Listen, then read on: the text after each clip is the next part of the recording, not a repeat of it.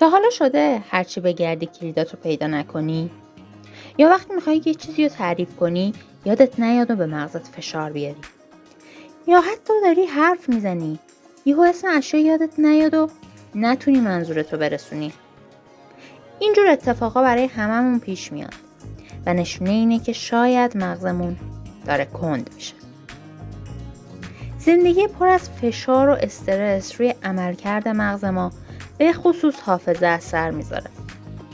دکتر آز یکی از معروفترین پزشک‌ها و مجری‌های تلویزیونی در زمینه سلامت و پزشکیه که با برنامه‌های موفق و کتاب‌های پرفروشش راهکارهای کاربردی برای بهبود سلامت ما ارائه میده. دکتر آز میگه مغز ما نیاز به تمرین و مراقبت داره، مثل هر عضله دیگه‌ای، تا همیشه در بهترین حالت خودش باشه. راهکارهای دکتر آز یه سری راهکارهای سادن و قابل اجرایی توی هر حالتی میتونی انجامش بدی. پس از دستشون نره. راهکار اول، نوشتن با دست غیر غالب. اینجوری اون بخشایی از مغز که مسئول هماهنگی حرکتی و شناختی‌اند به طور فعال درگیر میشن و گسترش پیدا میکنن. برای تمرین میتونی چند تا کلمه یا جمله ساده رو با دست غیر غالبت بنویسی. اینجوری یه سری ارتباط عصبی جدید هم شکل میگیره. راهکار دوم، با چشمای بسته دوش بگیر. سعی کن فقط از حس لامست استفاده کنی. اینجوری قسمت‌ها و بافتایی از بدنت رو لمس میکنی که قبلا متوجهش نبودی. و این باعث میشه یه سری پیام برای فعالتر شدن مغزت ارسال بشه. راهکار سوم، تغییر روتین صبح. وقتی داری صبح بیدار میشی، یه سری از کارهایی که قبلا انجام میدادی رو دیگه انجام نده. یه سری کارهای جدید و متنوع میتونی انجام بدی که باعث میشه قسمت‌های مختلف قشر مغز به خصوص نواحی پیشانی فعالتر بشه. این نواحی پیشانی مسئولیت پردازش اطلاعات جدید، حل مسائل، تفکر انتقادی و غیره رو داره. وقتی مغز با چالش‌های جدید مواجه میشه، اتصالات عصبی جدید هم شکل میگیره که باعث تقویت حافظه، افزایش خلاقیت و بهبود توانایی شناختی هم میشه. راهکار چهارم، اشیای آشنا رو وارونه کن.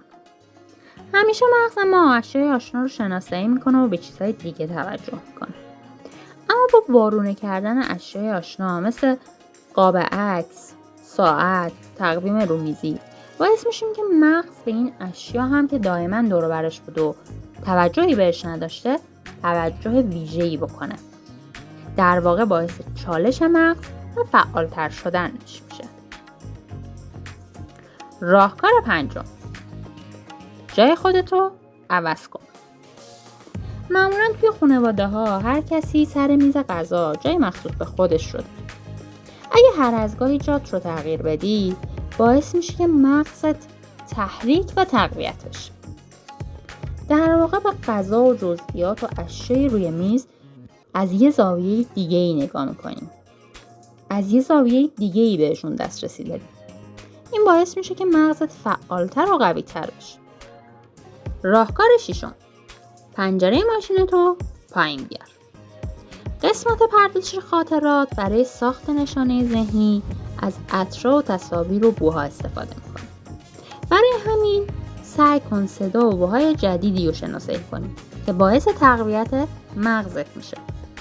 این کار با پیاده روی هم عالیه. راهکار هفتم، بازی کردن با پول خورد. تشخیص تفاوت اشیا به نشانه‌های چشمی متکیه.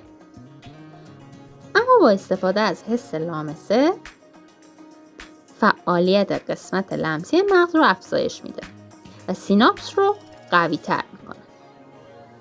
به همین دلیل کسایی که در بزرگسالی بینایی خودشون رو از دست میدن زودتر میتونن خط بریل رو یاد بگیرن، چون مغزشون مصر بیشتری رو برای پردازش خطوط طی کرده.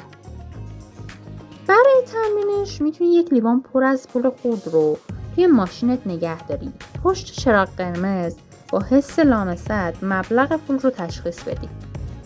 یا موقع پیاده روی یه سری پول خرد رو توی جیبت بریزی و اونا رو با دستت لمس کنی. مبلغشون رو، خطوطشون رو، همه رو دونه به دونه حس کنی.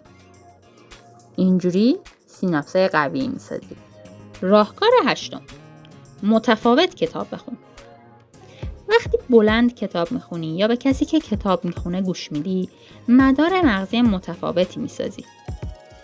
برای تمرین میتونی برای دوست و همسرت کتاب بخونی و مغزت رو به چالش بکشی. اینجوری اطلاعات بهتر پردازش میشه. راهکار 9: بازرس سوپرمارکت شو. کالاهای داخل قفسه سوپرمارکت رو وارسی کن. معمولا توی فروشگاه‌ها چیزای سودآورتر رو جلوی چشم میذارن و گاهن کالای مورد نظر خودت رو اینجوری نمیتونی پیدا کنی. برای تمرین میتونی یک قفسه رو از بالا تا پایین نگاه کنی که محصول جدیدی رو دیدی، بردار و مواد تشکیل دهندش رو بخون. لازم نیست حتما بخریش. اینجوری باعث میشی که از روزمرگی جدا شی و تجربه های جدیدی رو بسازی و مغزت رو هوشیارتر و خلاق‌تر کنی. تمام این راهکارهای دکتر آز بر اساس تحقیقات علمی بوده برای فعال و تقویت سیناپس مغز. مغز نیاز داره که همیشه در حال یادگیری و تجربه چیزهای جدید باشه تا سالم و قوی بمونه. پس ورزش مغزت یادت نره.